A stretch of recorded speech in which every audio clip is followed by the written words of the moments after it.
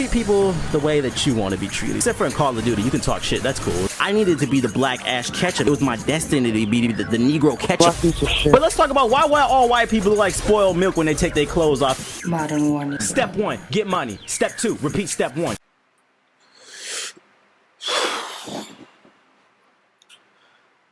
What's up, losers? NW in here, and I'm back on my bullshit. And if it upsets you that my review is a little bit later than the rest, understand that I can give a fuck less. Matter of fact, I hope you fall asleep with your mouth open and Jiminy Cricket hops in your esophagus and you're choking your sleep, you ungrateful bitch. Well, you know, I also get nervous around pretty girls. You were in there with that bioterrorist for some time. Did he share anything with you? Share? Did he say anything to you? Share any of his ramblings about conspiracies? No, he didn't share anything.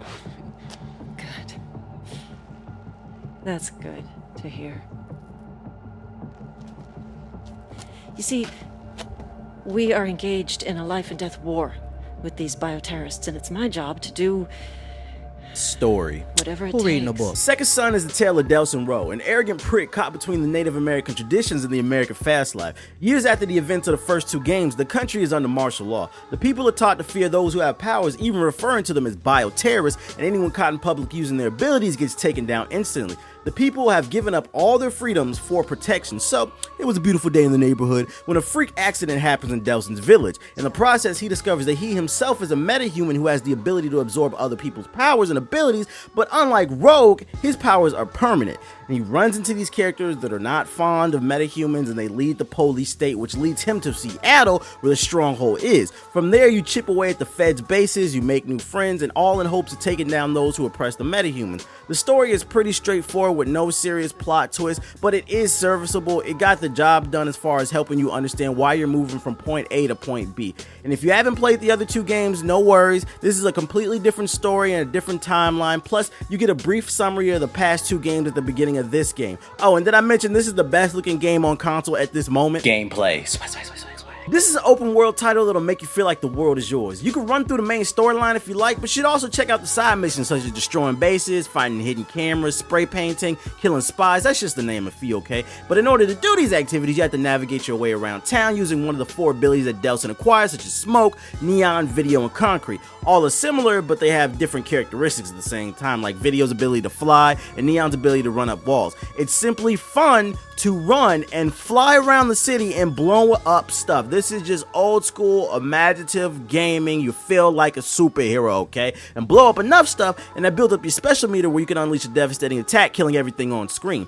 Each ability, they have their own special as well, just to let you know that. Now, the moral system from the past games you see is a return in this one. You get to play as either the good or the bad guy, each having very different outcomes. I played the evil side, and I made this decision that was so insane that it made me feel bad afterward. That's a sign of a good game when the game can affect your emotions. And this game has some of the most epic boss fights that I've seen in a long time. I beat the evil story at 100% by doing all the side missions, and I got 15 hours out of this game. That means you could easily get 20 to 30 hours out of this game if you plan on playing both sides. Now, I've heard some complaints about this game being short, and that's why I'm saying this, but I personally felt fulfilled, and I think people just be running through their games for the sake of getting it up on YouTube first, trying to get them YouTube video views, you know what I'm saying? Just slow down, enjoy your games, people. Jeez. What I hated. No sweat.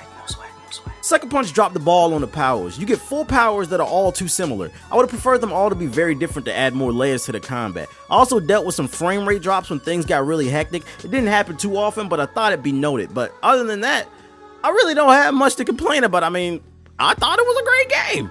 I had fun. Feel me? Final verdict. So there you have it. Clearly, I love the game. Don't be surprised if this makes my top 10 games of 2014. I really like the game that much. There's a lot of content here. It's definitely get your money's worth.